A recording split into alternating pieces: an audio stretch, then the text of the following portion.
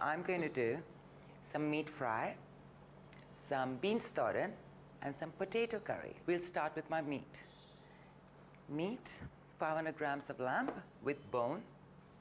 I want to put some coriander powder, dhania, haldi, some salt, lots of pepper, and some chili powder. Just give it a mix and put it into your pressure cooker. To that, I want to add 1 onion. This is just to flavor the meat while it cooks. Some curry leaves, very rough. This is just to flavor the meat. A little bit of water, just to aid in the cooking process. And that's that. And cook this for about 10 to 12 whistles till the meat is literally falling off the bone. Next, we're going to fry the coconut off. A little bit of coconut oil. And when I fry my bits of coconut, I like to put a little bit of haldi in so the color is, brownish golden. You can see it getting nice and toasted. It's a kathakali in a pan. That's done. I'm going to gently take the coconut bits off onto my glass bowl. That's my 12th whistle. That's done. Perfect.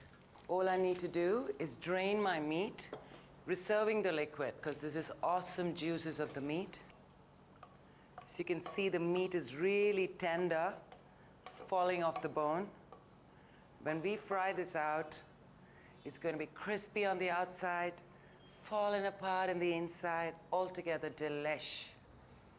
While our meat's cooling down, I'm just going to quickly prepare the little bit of ingredients I need to put in my fry. For that, I need a garlic, fat, big clove, ginger,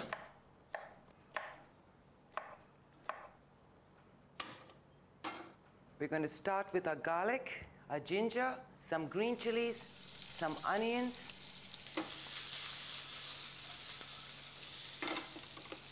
At this stage, I want to put some salt in, some curry leaves. Malus love their curry leaves. We call it curry apela. You all call it curry patta. It's our national herb. When I was a child, meat fry was my absolute favorite. I wouldn't eat a meal without it. Time for me to put my meat.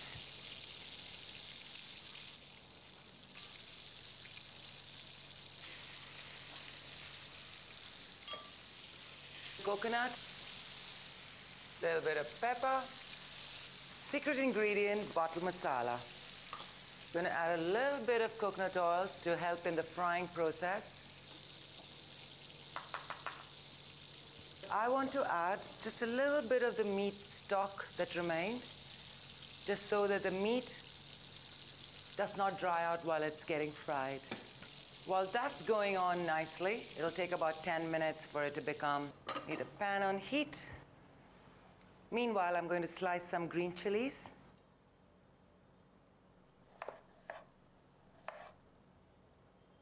As the pan gets hot, I want to put a little bit of rye, or kadiga as they call it. If you put mustard seeds in your pan for any kind of a meal, and it does not crackle, and you continue your cooking process, your food's going to taste awful. My mustard seeds have started to crackle. You can, if you want, put dry red chilies. I like putting green chilies. Time to put our beans. Not to mention my beloved curry leaves.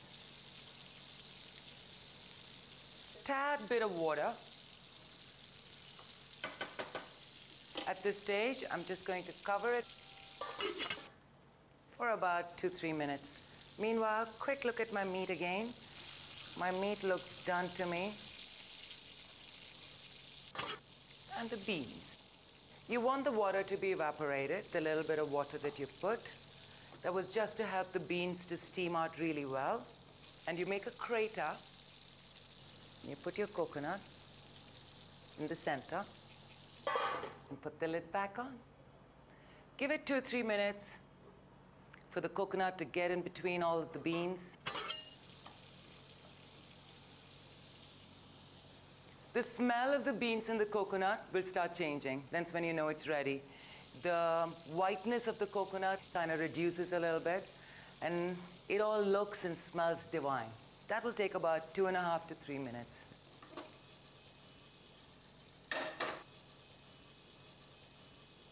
Perfect.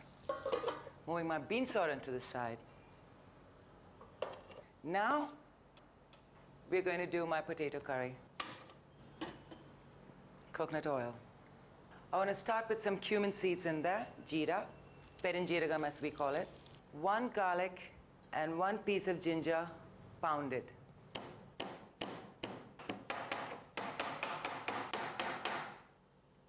One more for good measure. Goes that. It's getting nice and golden. You want to put your onions in.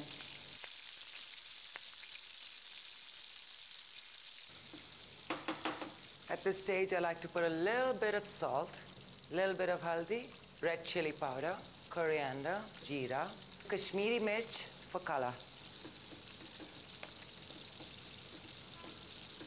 Once the onions have started reaching a whitish color, you want to put your tomatoes in.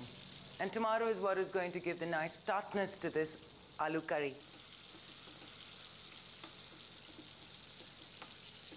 And now what you want to do is to bhuno it, to really cook the onions and the tomatoes out till the oil separates. So I've bhunoed it for about 10 minutes. And now you can see the oil separating from the mix, and the mixture is reduced completely. All the water, the liquid has evaporated. There's only oil left in the pan with my onions and garlic and ginger and tomatoes. Now it's time to put the potatoes. These potatoes are parboiled. At this stage, I like to loosen the mixture by adding a little bit of water. It is my Orchigotan after all.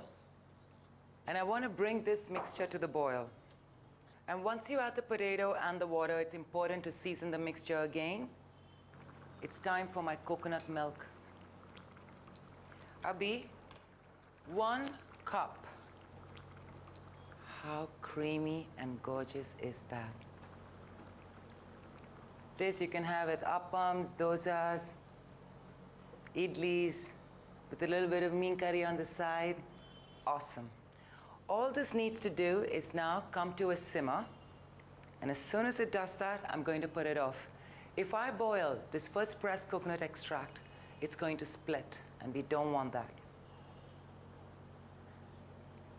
That's done.